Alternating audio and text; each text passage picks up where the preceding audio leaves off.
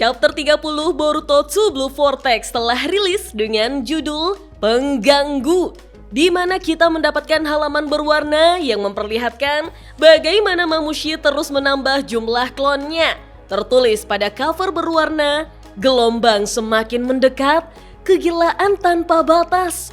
Boruto dan yang lainnya bekerja keras untuk mengurangi jumlah mereka. Sebelum saya lanjut, siapa tahu ada yang ingin berdonasi, silakan klik link Saweria yang ada di deskripsi ya. Tertulis pada panel awal, upaya tim 10 membuat Mamushi kewalahan. Namun saat mereka lengah, dia justru menambah jumlah klonnya lebih cepat. Diawali dari kondisi para klon Mamushi setelah dihajar oleh Chocho pada chapter lalu, di mana Chocho merasa senang karena mereka dikalahkan. Itu semudah membalikan telapak tangan. Shikadai juga memuji Chocho, "Baik, kerja bagus Chocho." Namun siapa sangka, Mamushi yang sudah tepar itu ternyata masih bisa memunculkan klon-klon lagi. Padahal mereka ini sudah diajari sama Kashin Koji kalau mereka harus menghancurkan kepalanya Mamushi ya. Lah ini, mereka malah terkejut karena Mamushi bangkit lagi dengan mudahnya hanya karena digeprek.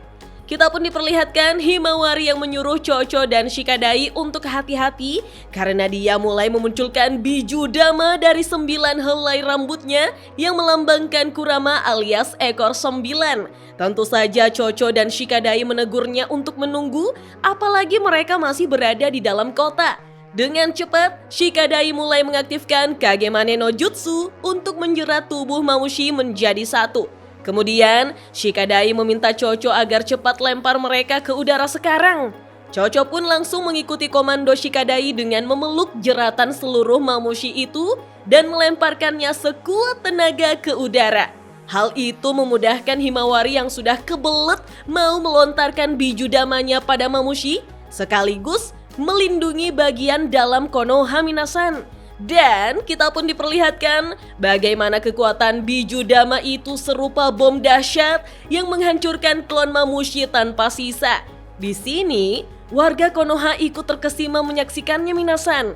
Shikadai menarik nafas lega karena nyaris saja. Lalu Himawari dengan polosnya meminta maaf, tapi dia justru dimarahi oleh Shikadai. Bagaimana tidak, Himawari hampir mencelakakan mereka. Apalagi mereka tidak selalu ada untuk membantu Himawari seperti barusan. Kalau Himawari menyerang tanpa peringatan lagi, mungkin mereka tidak akan sempat menyelamatkan Himawari. Di sini mukanya Himawari cukup sedih, tapi saya setuju sih sama Shikadai. Punya kekuatan luar biasa, tapi minim pengalaman memang sulit. Perhatian Shikadai lalu teralihkan saat melihat ada klon Mamushi lagi yang masih berkerumun dan berkeliaran. Sialan, berapa banyak lagi jumlah mereka? Di sisi lain, kita pun diperlihatkan Kashin Koji duduk di sofa dan Inojin yang memantau gerak musuh. Inojin tampak panik melaporkan pada Hachidaime karena rencana mereka tetap tidak berhasil. Tidak peduli berapa banyak yang sudah dikalahkan, jumlah mereka tidak ada habisnya, justru terus bertambah. Namun Kashin Koji dan Shikamaru hanya terdiam. Beralih ke ruang interogasi, Kobu mengatakan pada Konohamaru dengan tegas bahwa dia ingin menginterogasi Hokage. Sekarang giliran dia, cepat bawa dia ke sini. Konohamaru berusaha memperlambat hal itu, tetapi Sai melaporkan pada Kobu bahwa dia baru saja menerima laporan bahwa musuh telah memasuki desa. Kobu sempat terkejut, begitupun Konohamaru dan Mitsuki. Saya melanjutkan bahwa itu adalah Shinju humanoid dan penampakan Boruto juga telah dilaporkan. Keamanan di sini memang cukup ketat, tetapi mereka tidak dapat menjamin keselamatan mutlak Kobu. Jika Kobu tetap tinggal, kemungkinan besar dia sebagai perwakilan daimyo akan berada dalam bahaya. Penyelidikan harus dihentikan. Akan lebih baik jika Kobu berpindah ke area evakuasi. Konohamaru pun tampak tenang mendengar Sai yang ingin menghentikan penyelidikan. Tetapi Kobu tidak langsung setuju dan justru meminta Sai untuk menjelaskan lebih rinci ancaman seperti apa yang akan mereka hadapi serta apa tujuan mereka. Sai menjelaskan bahwa saat ini mereka masih menyelidikinya. Jika lawannya adalah Shinju humanoid, itu berarti tingkat ancamannya tidak diketahui. Kobu mengatakan bahwa dia mengerti sepenuhnya Jadi, dia memutuskan untuk melanjutkan penyelidikan sesuai rencana.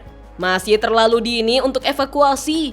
Mendengar itu, mukanya Konohamaru dan Mitsuki kembali tegang Minasan. Kobu pun dengan tegas memerintahkan untuk memanggil Hokage. Sementara itu, warga Konoha tampak panik dan bertanya-tanya saat melihat kemunculan mamushi yang berlarian di kota. Membuat Inojin semakin resah karena jumlah mamushi sekarang sudah melewati 100, bahkan Inojin tidak bisa menghitung semuanya.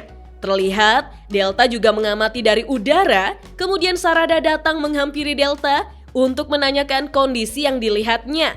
Delta menjawab kalau dia bisa melihat semuanya, jumlahnya banyak sekali. Sarada pun menghubungi Shikamaru untuk melaporkan posisinya di utara sektor B. Mamushi telah terdeteksi, mereka sedang terlibat pertempuran. Shikamaru meminta Sarada untuk menahan dulu, begitu juga dengan tim-tim lainnya. Shikamaru meminta mereka semua untuk mendengarkan instruksinya.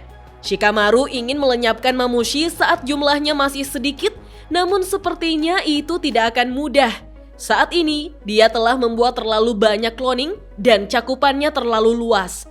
Aman untuk dikatakan bahwa pertempuran telah memasuki fase berikutnya. Inojin memastikan apa yang harus mereka lakukan. Shikamaru menegurnya untuk tidak panik karena ini masih dalam perhitungannya. Jadi mereka akan mengubah rencana tindakan. Syukurnya karena belum ada laporan korban dari warga sipil. Kerusakan yang berarti sejauh ini hanya kerusakan properti berskala kecil. Sama seperti informasi yang Shikamaru terima sebelumnya, bisa dikatakan bahwa selain targetnya, hal lain bukanlah prioritas. Selama mereka tidak menyerang Mamushi terlebih dahulu. Tiba-tiba unit sensor menghubungi Shikamaru. Sebagai Hachidaime, dia menerima panggilan dari Tuan Kobu.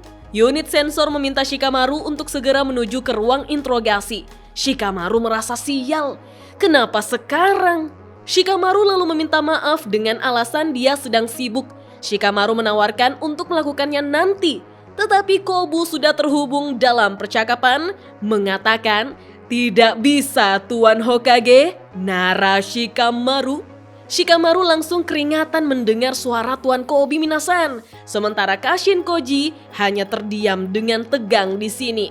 Kobu mengatakan, "Tak perlu dikatakan lagi, aku berada di sini sebagai wakil daimyo negeri api. Perintahku adalah kehendak langsung dari Tuan Daimyo sendiri. Jika kau mengerti, sebaiknya jangan membuatku menunggu lebih lama. Datanglah sekarang juga." Shikamaru menimpali, "Dengan segala hormat Kobu Dono, ini adalah situasi darurat. Desa sedang diserang musuh." Kobu mendesak, "Kau masih belum mengerti? Aku mengatakan bahwa ini prioritas utama. Atau maksudmu, kau berniat membangkang perintah daimyo? Menurutku, melakukan hal seperti itu akan jauh lebih merugikan desa." Inojin dengan kikuk menanyakan, "Hachidaime, ada apa ini?" Kashin Koji menjawab bahwa pria itu adalah pejabat kedua setelah daimyo. Dia ingin menginterogasi Shikamaru. Inojin pun menjadi bingung, lalu kita diperlihatkan bagaimana Boruto sudah mengalahkan klon-klon Mamushi Minasan. Boruto melaporkan pada Hachidaime bahwa dia sudah membersihkan bagian selatan sektor D dan berencana bergabung kembali dengan tim 10 di selatan. Shikamaru meminta maaf. Dia lambat merespon, tapi dia bisa mendengar Boruto. Shikamaru menyampaikan setelah mereka berkumpul kembali, mereka harus bersiaga untuk sementara dan tunggu perintah selanjutnya. Boruto menanyakan, apakah semuanya baik-baik saja? Tiba-tiba, Boruto mendapat serangan Minasan. Tubuhnya dilempari pengikat sampai terjatuh. Para ninja pun berlarian mendekati Boruto karena mereka telah mendapatkannya. Menurut mereka, serangan langsung telah mengenai sasaran. Mereka melapor, "Ini pasukan kepolisian dari sektor D Selatan. Kami telah menahan pengkhianat Boruto." Beberapa dari ninja itu juga terkejut dengan mayat-mayat Mamushi yang tergeletak di sekitar Boruto. Kemudian, senjata Boruto juga disita. Namun ketika ninja itu memegangi pedang Sasuke yang sudah dimodifikasi oleh Sumire, cakranya lalu terserap masuk ke dalam pedang itu, membuat Boruto dengan cepat memanfaatkan situasi itu untuk mengendalikan pedangnya dan terbebas dari tali yang mengikatnya. Para ninja begitu terkejut karena Boruto sudah memegang kembali pedangnya sehingga mereka tidak melakukan perlawanan dan mendengarkan ucapan Boruto bahwa mereka adalah pembohong yang cukup hebat. Boruto mengatakan ini demi kebaikan mereka sendiri. Jika mereka melihat Shinju, larilah. Akan sia-sia jika mereka mati. Dengan cepat, Boruto pun melarikan diri dengan terbang ke udara Minasan, membuat para ninja memakinya. Sialan bajingan itu. Di saat yang sama di Konoha, sudah ada banyak sekali klon Mamushi. Sarada mendapat transmisi dari Shikamaru yang menanyakan, bagaimana situasi Mamushi? Sarada menjawab, mereka berkeliaran mencari Eida, tapi sepertinya mereka tidak bergerak secara acak. Shikamaru pun meminta Sarada untuk terus mengamati. Jika ada perkembangan, segera laporkan. Shikamaru juga memanggil Inojin dan mengatakan, untuk sementara, dia akan ke ruang interogasi karena dia harus menghadapi Tuan Kobu. Shikamaru melanjutkan, dengan kata lain, dia tidak bisa melihat peta transmisi untuk sementara waktu. Inojin protes, tapi kalau begitu, kita tidak bisa menjalankan rencana.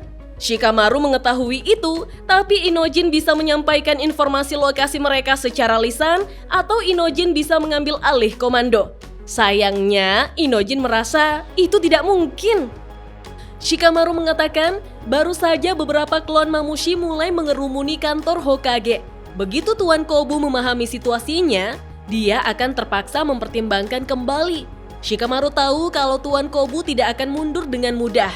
Lewat kataknya, Kashin Koji menyampaikan agar Shikamaru menyembunyikan katak ini di dalam sakunya. Shikamaru bertanya, apakah Kashin Koji punya rencana? Kashin Koji menjawab, kurang lebih begitu. Di sini terlihat Boruto mulai waspada dan seperti membaca situasinya ya Minasan. Kashin Koji lalu meminta Inojin untuk menghentikan transmisinya sebentar. Inojin protes. Kalau dia melakukannya, maka transmisi di antara mereka semua juga akan terputus. Kashin Koji menjawab, tidak ada pilihan lain. Mereka harus mengatasi rintangan ini terlebih dahulu. Tapi, Inojin harus menggunakan jutsu yang berbeda. Inojin pun penasaran dengan jutsu berbeda yang dimaksud. Kembali ke ruang interogasi, di mana Shikamaru sudah masuk ke dalam ruangan. Kobu menyapanya, akhirnya kau datang. Aku sudah cukup lelah menunggumu Shikamaru. Namun Shikamaru dengan tatapan tajam mengingatkannya bahwa ini adalah keadaan darurat. Jadi, cepat selesaikan saja. Shikamaru ingin kembali bekerja. Kobu menantang dengan mengatakan, itu tergantung padamu. Bagaimanapun, kau bisa saja kehilangan jabatanmu tergantung situasinya, Tuan Hokage. Terus terang saja, aku sudah mencurigaimu sejak awal. Aku punya alasan untuk percaya bahwa kaulah yang membiarkan Boruto kabur. Shikamaru menanggapinya dengan menyebut itu omong kosong. Apa dasar tuduhanmu itu? Kobu justru menyindir. Betapa mudahnya kau terbaca. Firasatku jarang meleset. Bagaimanapun, aku akan segera mengumpulkan buktinya atau begini saja. Akui kejahatanmu dengan jujur dan mungkin aku akan meringankan hukumanmu. Kita sebaiknya mengakhiri ini lebih cepat sesuai dengan keinginanmu. Di situasi yang memanas, kita pun diperlihatkan bagaimana kata Kashin Koji mulai keluar dari kerah baju Shikamaru. Bersamaan dengan itu, Kashin Koji menyuruh Inojin untuk melakukannya sekarang. Dan inilah dia, jutsu transfer pikiran atau Shintenshin no Jutsu. Jutsu itu Inojin arahkan pada katak yang ada di hadapannya, di mana katak itu terhubung pada katak yang ada di kerah baju Shikamaru, sehingga katak itu membuat Kobu terkena jutsunya. Wah, bisa dibuat begitu ya Minasan. Kataknya seperti refleksi cermin. Hal itu membuat Kobu langsung tertidur seketika, sehingga Sai sangat panik melihatnya. Di hadapan Kashin Koji, Inojin terlihat tertidur juga. Lalu Sai terus memanggil Kobu dan menanyakan apa yang terjadi. Ketika Kobu telah sadar, wajahnya berekspresi berbeda seperti seorang remaja. Ya, itu adalah Inojin. Sai bertanya, Tuan Kobu, apakah Anda baik-baik saja? Apa yang sebenarnya terjadi? Namun Kobu tampak kikuk dan mengatakan, Papa? Tentu saja Shikamaru dan Sai sangat terkejut karena mereka seolah tahu apa yang terjadi. Inojin dalam tubuh Kobu pun berusaha berakting mengatakan, bagian kepalaku terasa agak kering, maksudku rambutku. Sai pun menatap Kobu dengan serius. Shikamaru berpikir dalam hati bahwa itu adalah jutsu transfer pikiran. Inojin telah mengambil alih kesadaran Kobu. Kemudian, Shikamaru sadar kalau kata Kashin Koji yang ada di kerahnya mulai melompat dan masuk ke dalam celana Kobu, lalu muncul di kerah bajunya. Kata Kashin Koji mulai mengarahkan Inojin yang kebingungan di tubuh Kobu dan menyuruhnya untuk keluar ruangan. Inojin pun mencari alasan, mengatakan, aku agak lelah menginterogasimu sekarang. Mari kita istirahat sebentar. Aku butuh udara segar. Sai terkejut sementara Shikamaru mengikuti alurnya saja. Inojin juga menyampaikan pada Sai bahwa dia tidak perlu pengawal. Terlalu pengap, itu pemborosan untuk waktu istirahat yang berharga. Sai berusaha membujuk Kobu, namun Inojin menyuruh Sai untuk bersiaga di sini saja. Ini perintah. Aku akan segera kembali. Inojin pun berusaha berjalan senatural mungkin, tapi setelah dia sudah di luar sendirian, dia pun mengeluh. Astaga, itu menakutkan. Apa sebenarnya yang kau ingin aku lakukan setelah ini? Namun kata Kashin Koji menyuruh Inojin untuk naik ke atap. Inojin berusaha menurutinya dan mengomel bahwa dia benar-benar tidak tahu apa yang Kashin Koji rencanakan. Tapi, bukankah ini berbahaya? Mamushi bisa saja naik ke sini. Apa yang akan kita lakukan jika terjadi sesuatu pada orang ini? Beberapa saat kemudian, otak Inojin mulai tahu rencana Kashin Koji meskipun dia belum berbicara. Dia merasa Kashin Koji sedang bercanda. Tapi siapa sangka, Kashin Koji menyuruh Inojin untuk mengakhiri hidup Kobu. Tentu saja ini child grooming. Dasar ya Kashin Koji memanfaatkan pikiran remaja yang belum matang untuk menyuruhnya berbuat hal yang kejam. Jangan mau Inojin. Bersamaan dengan itu, Shikamaru mulai berdiri, sedangkan Sai langsung bertanya, apa yang kau lakukan? Shikamaru lalu meminta maaf pada Sai, dia harus pergi karena masih ada pekerjaan yang harus dia lakukan. Namun Sai menyuruh Shikamaru untuk menunggu. Sai menuntut penjelasan Shikamaru atas apa yang telah dia perintahkan pada Inojin. Shikamaru cukup terkejut karena Sai sebagai ayah langsung mengetahui ada keterlibatan anaknya di sini. Menurut Sai, dia sendiri terkejut dan memastikannya saat melihat matanya. Itu adalah jutsu transfer pikiran Inojin. Sai meminta Shikamaru untuk menjelaskan padanya apa yang sebenarnya terjadi. Wih, keren banget Sai. Ayo lindungi anakmu Sai. Serem banget Kashin Koji itu. Kembali ke posisi Inojin yang berada di dalam tubuh Kobu di atas atap, kata Kashin Koji menyuruh Inojin untuk melompat dari gedung. Lalu dengan sengaja memperlihatkan kepanikan saat Mamushi menyerang selama proses Inojin membunuh Kobu. Inojin tampak ketakutan menanyakan, "Tunggu dulu, ini lelucon bukan?" Jawabannya bukan. Kata Kashin Koji memperjelas bahwa tidak ada waktu untuk mempertanyakan moralitas situasi ini. Pikirkan secara rasional, tidak ada pilihan lain. Kobu sepenuhnya adalah musuh mereka. Kashin Koji tidak sedang mentransmisikan apapun sekarang. Satu-satunya yang tahu tentang ini hanya Inojin dan dirinya. Tidak akan ada bukti yang tersisa. Namun Inojin tahu kalau ini gila. Apa kau sudah kehilangan akal? Tiba-tiba Mamushi muncul dari atas tiang dan bertanya, "Hei, apa kau tahu di mana aku bisa menemukan seorang wanita bernama Eida?" Saat itulah Kashin Koji menyuruh katak yang berada di leher Kobu untuk membuka mulutnya dan menyerang Mamushi sampai pipinya terluka.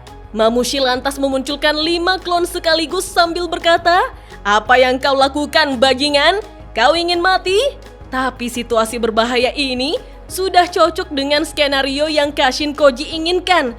Baginya, ini bagus. Tertulis pada panel akhir, seseorang tidak bisa memilih cara saat memenuhi tujuannya. Akankah Inojin bertindak berdasarkan rasionalitas ataukah moralitas?